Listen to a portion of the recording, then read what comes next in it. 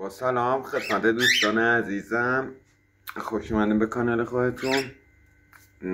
دختر خوشگلم، اینم پسر زیغ زیغوی من از اون روز که بابا شده.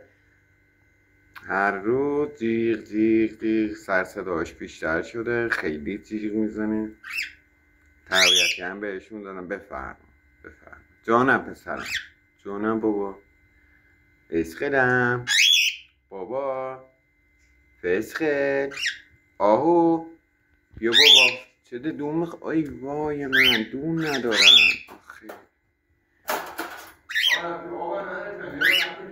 نه آبو که حالا دارن ولی دونو نداشتن. آخه ببخشین بچه هم دون ندارن.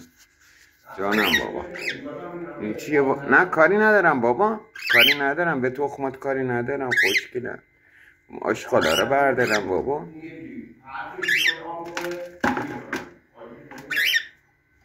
نه بابا نترس پسر قشنگم، جانم بابا. بیا بابا بیا. اینه دون. نه دونم دارم ریختم. این کاره که من میکنم پوشاله پوست کتون و پوست ارزن ها واسه دوزه داری خیلی خوبه. دوستانی که نمیدونن بدونن، بذار اینکه براشون پوشاله چیز بذاریم. این پوست هایی که میمونه تو غذا خوریشون، پوست ها رو بذاریم براشون. یه لحظه دوستان، بیا بابا برای تو بردم.